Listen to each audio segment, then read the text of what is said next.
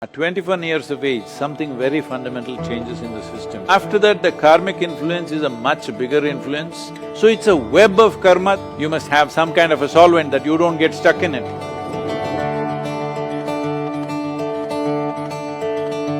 Thank you, Sadhguru. So, following along the previous thoughts that you expressed about the memory, is this the genetic memory that dominates, or is the karmic memory that dominates? Because I seem like I have both inputs coming into me.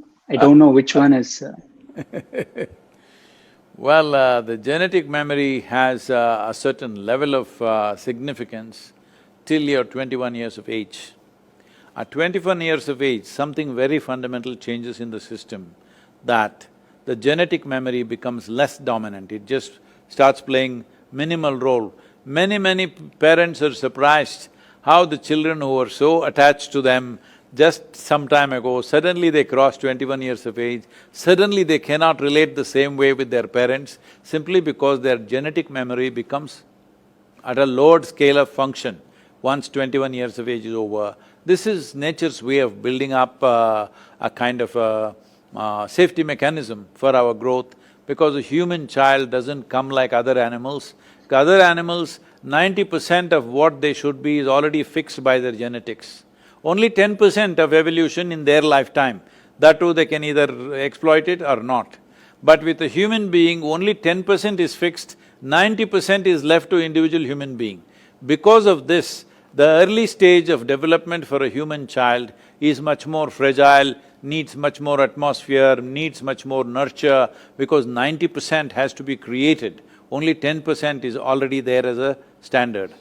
So, by 21 years of age, your genetic influence would have come down significantly, unless you're very unnaturally attached to your parentage, either because they have too much wealth, or or because they're very dominant, or because you admire them too much, whatever. Otherwise, the genetic influence will come down naturally.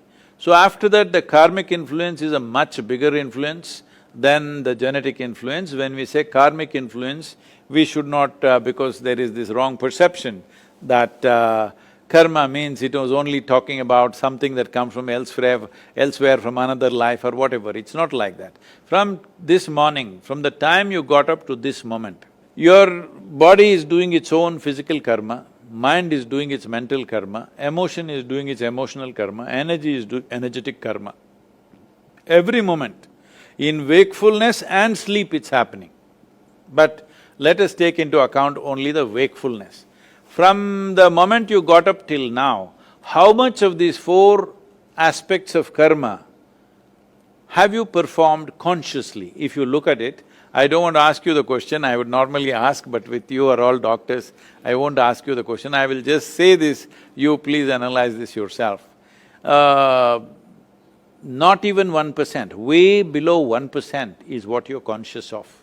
Everything else is happening unconsciously. Or in other words, instead of using the unconscious word, which is a kind of a negative word, let's say you're happening automatically.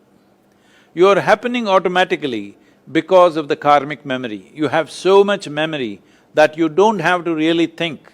You don't have to think how to eat. See, when the first time as a child, eating was such a big thing, you know, especially Indian food, it was falling all over you. But today, very efficiently you eat, but you don't think exactly how to hold the food, what to do, because this memory has been built up with your karma. Karma means action. These four dimensions of action are always building things up to make life easier for you, not to entangle you. So it's a web of karma that you create. But when you create a web, you must have a certain, you must have some kind of a solvent that you don't get stuck in it. Suppose you are a spider, you create a beautiful, spectacular web. It is for others to get stuck in it, some other insect. But if the spider itself gets entangled in it, that is a stupid spider. So that is what is happening to human beings. An elaborate system of memory is being created every moment. See, you may be sleeping, there are many experiments like this, I won't go into the detail. Even when you are sleeping, you're fast asleep, you don't know. I will speak in a language that you do not know 1 or 10 sentences. Actually, we can hypnotize you after many months or years. We can make you say those sentences in a language that you do not know, at a time… you perceived it at a time when you are fast asleep. It is possible to do that. So I am saying if you walk from this place to that place, there may be 25 different kinds of smells. You may not notice it consciously.